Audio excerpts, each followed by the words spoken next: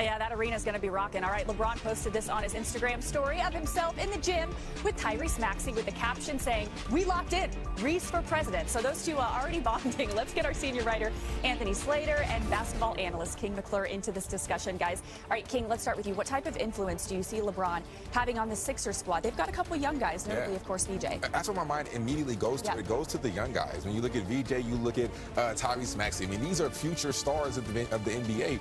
And the amount of knowledge, the amount of information that you're going to gain from a guy like LeBron. We know that he's going to elevate your play, but it's the mentality. It's teaching you how to work. It's teaching you how to be a better, take care or whatever of your body, right? Every single day. He teaches you how to be a pro's pro. I got a chance to spend some time with BJ last week, who had Baylor at our alma mater, and he was so ecstatic. He was walking around with an extra step, with an extra chip in his step, because he was that level of happy that he got a guy like LeBron James, one of the greatest to ever do it, if not the greatest to ever do it, to be able to learn from day in, day out. And we just saw the graphic of the young guys that LeBron has been able to mentor. So now when you take VJ, when you take Tyrese Maxey, if I was those two, I'd be ecstatic as well. Imagine you're VJ and you just had the sensational year that you had at such a young age, and you realize you get to learn from LeBron James. Perk, you've seen it firsthand. Just how much better does LeBron James make his teammates? Oh, go ask J.R. Smith. Go ask our very own Iman Shumpert. Go ask Kyrie Irving. Matter of fact, go ask Kevin Love. Like, do we remember Kevin Love with the Minnesota Timberwolves? Wow. Yes, he was putting up numbers, but look at his body, right? Look at the change in his body, his health, his mindset, right? Like knowing. And when you share a locker room with LeBron, you know what you see what's happening. You see him there as far as being the first guy at the gym. You see him stand late after the thing. You see how he's one of the first to arrive to the arena, how he gets massages before the games, how everything across the board, and he teaches you how not only to sacrifice and to learn how to be a professional, but he also teaches you routine, right? And that's the biggest thing that these young guys are going to learn, especially VJ Edgecombe and Tyrese Maxey, is they're going to grow and learn from this. Past these 2 years or however long LeBron James is going to be in the Philadelphia uniform, they're going to learn down the line, and they're going to look up and cherish these moments, whether they win a championship or not, or what LeBron did for them. Go ask the regrets Kyrie Irving had when he left and asked for a trade up out of Cleveland. And he said one thing, if he had to change one thing, he wouldn't have never left because of the effect and what LeBron brings to the table. It's a great point. All right, for kind of a bigger picture perspective, Slater, you spent years with Bob Myers in Golden State, and when this happened, my mind went to Bob Myers did again, right? Like, he got Kevin Durant to come to Golden State, and here he is, huge in helping LeBron get to Philadelphia. What impact has he already kind of had in his short time with the Sixers in that front office? Yeah, you know, when we talk about a culture reset, and we're talking about it, you know, through the LeBron James lens, but I go back a summer when I heard Bob Myers leaving this network, taking over, an overseeing role in Philadelphia. I went back in my mind to the times I covered the Rockets Warriors series, and if you were around those teams like I were, you knew the differing personalities of a Bob Myers compared to a Daryl Morey, and immediately you thought the clock might be ticking on the Daryl Morey era. Ultimately, it was, and to me, this summer was Bob Myers hitting fast forward on a full cultural reset. Obviously, LeBron James is a huge piece of that. Jaylen Brown, I mean, we're talking about a guy with routine and habits and takes care of his body. So you look at those two now leading the organization. I think Mike Gansey, from what I've heard, has a very similar personality to a Bob Myers, why he was hired by Bob Myers. So those are four major personalities, I think, that are fully resetting the Sixers from the, I'm saying the Joel Embiid, Daryl Morey era. I know Joel Embiid's still there, but I think they're kind of moving past the culture that was part of Joel Embiid. Yeah, 100%, because Jaylen Brown, let's not forget, he's also a winner. So we talk about teaching people how to win, right? Jaylen Brown can also mentor these young guys and teach them how to be able to win in moments where it matters the most. So you have both of those guys, right? And that can sprinkle to Joel Embiid. Even though Embiid's been in the league longer than a guy like Jaylen Brown, Jaylen Brown is still a winner, and let's not sleep on that fact. Yeah, a lot of personalities, a lot of winners. Hopefully they can stay healthy. It's going to be an interesting season for sure. All right, coming up on NBA Today, happy 20 T-Wolves traded for LaMelo this offseason, but does that cement them as one of the best backcourts alongside Ant? We debate it right here on NBA Today. All right, according to Fanatics, the LeBron James Philadelphia 76ers jersey has surpassed Shohei Ohtani for the most jerseys sold within the first 48 hours of a player switching teams. Wow. Safe to say LeBron is ready for the city of brotherly love. The 41-year-old's decision to sign with Philly had some prior connections when you look back at it. Check out this photo from 25 years ago. New president of the 76ers, Mike Gansey, and LeBron were both Northeast Ohio school basketball stars. Gansey, of course, now 43 years old, went on and worked for the Cavs for 15 years. They won that 2016 title together as well. And speaking of Mike Gansey. He threw out the first pitch last night at the Philadelphia Phillies game. He joined their broadcast in the third inning and spoke about how they signed one of the best players to ever play the game. Take a listen. I called Rich right away and said, hey, like, we got Jalen. Is there a chance LeBron want to come to us? And, obviously they said, yeah, this changes some things. So they talked about it. And then obviously the whole process of whatever 3 weeks or whatever it went, they were doing all their due diligence with LeBron and, talking to all our players and other teams and, their representation and stuff. So it was, it was a long process. But, yeah, we don't get LeBron without Jalen, that's for sure. Well, Mike's had a good couple weeks now, welcoming in one of LeBron's former teammates, NBA champ Kendrick Perkins. I'm Vanessa Richardson in for Malika Andrews. Perk, what's your reaction to what Mike Gansey had to say about the recruitment of LeBron James?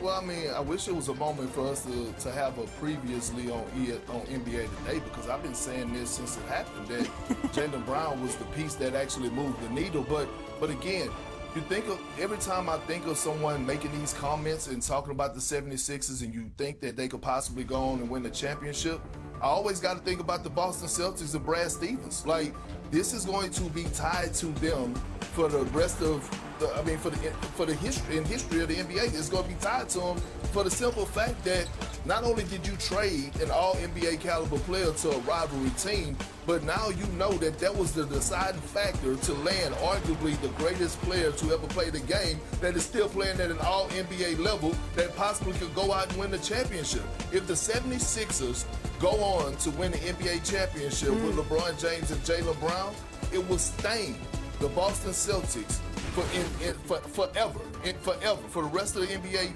history totality, that this will go down as arguably the decision for LeBron James. And when we think of the decision with LeBron James, we usually think of another decision. But yeah, certainly people shocked that Brad Stevens made that move. But by the way, here's more from Mike Gansey on what else drew LeBron to Philly and what fans should expect this season. I think the reason why he came is Tyrese Maxey, Joel Embiid, Jaylen Brown. Don't sell yourself short. So don't sell yourself short, buddy. Our ownership's incredible. Bob Myers, Nick Nurse. So I think just like top to bottom in the alignment in our organization, I think probably sold it. I don't think Philly knows what they're getting because he's special, and our games are going to be every game he plays in. It's just like a different atmosphere that you just can't replace or can't replicate. Those 3 playoff games, 49 for 138. That's pitiful. We know that their offensive line last year was decimated. They had me out there. They could have put me out there. I would have been just as good as some of the people they had playing for him last year, all right? Pressured 48 times on 127 dropbacks. That's like a ridiculous rate. It's almost 40%. So the guy is running for his life. Again, the question is, are they putting too much on him? Since Justin went to the Chargers in 2020, all right? They're 22nd in total rushing attempts as a team. So they haven't run the football a whole lot. Not much. Okay, they haven't run the football a whole lot. That Again, goes back to Brandon Staley. It started with him. It's on him. Now, I will say this, the Chiefs are even lower. They're 25th, okay, in total rushing attempts. So what you're saying is, hey, they put it on Patrick. He's developed, but again, there's more to this, all right? They have not been top 25 they're not top 25 in rushing yards. They're not top 25 in rushing average. They're not top 25 in rushing TDs. None of those categories. So basically, it's been his show. Now, since he's come into the league, he's 4th in passing yards. He's 2nd in passing attempts. So they're putting it all on him. They're saying, Justin, we're not giving you a whole lot of help. This is what Mike is talking about. We have to take some of the pressure off of him. He's had Keenan Allen, he's had Ladd McConkey, he's had Mike Williams. So he's had some decent weapons on the perimeter. But it's been very much so Justin-centric. We don't have a running game. Offensive line gets hurt. Every year we talk about the Chargers and the fact that we think they're one of the better rosters. And they do a nice job of doing things in the offseason to help him and try and round this thing out. And last year they had one of the best defenses. But they just haven't been able to supplement him. That's what Mike's talking about. Go ahead, Joe. Doggy, I'm with you. This just falls in line with more excuses we make it for Justin Herbert.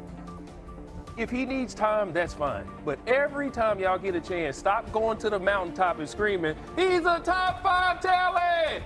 Top 5 talent does not make you a top 5 quarterback, okay? Did Joe Burrow not get sacked 10 times in a playoff game and still win the game? All right, so I'm not trying to hear that, oh, it was his O-line or it was this, it was that. If y'all need to give him time, then stop every chance you get saying, oh, he's a top 5 talent, he's this, he's that. We need to see it. It's time to see it. We've seen anybody else they talk about, as much as they talk about Justin Herbert, we've seen some semblance of it. Well, let me ask you this question. In the playoff games, 0-3 in playoff games, hasn't won a playoff game in 6 years. Only completed 55% of his passes. Whether it's 2 touchdown passes, 5 turnovers in the playoffs, right? Even though he's had 3 double-digit win seasons, here's the reality. This is last season alone. Sacked 54 times, 3rd most in the National Football League. Hit 129 times, most in the NFL. Pressures 263 times, most in the NFL. As a former defensive tackle, if you see numbers like that, pressures, hits, isn't your mentality, I don't give a damn how great he is. If we could get to him, it ain't gonna matter. Isn't that the mentality? And if so, doesn't that kind of absolve him to some degree, knowing that kind of heat is coming his way because his offensive line was that weak? Yeah, absolutely. But his offensive line was that weak. That's the excuse we had last year. But there's a lot of times where quarterbacks, and I learned this from playing D-line, going against offensive linemen, and talking to Kurt Warner. There's a lot of times where QBs get sacked from holding the ball too much. That's true.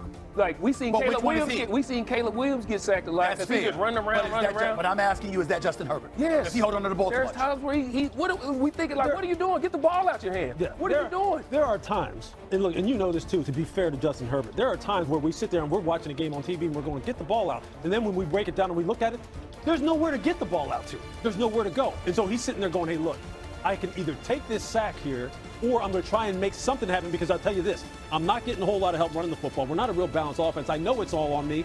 So then it kind of becomes like the things that start to compound, right? LeBron James has built his reputation by making every team around him more competitive, and that influence extends well beyond his individual statistics. His vision, decision-making, and leadership create opportunities for teammates to maximize their strengths. When a player with that level of experience joins a talented roster, the entire team often gains confidence. Philadelphia has the pieces to become a legitimate contender, but the key will be developing strong chemistry from the very beginning.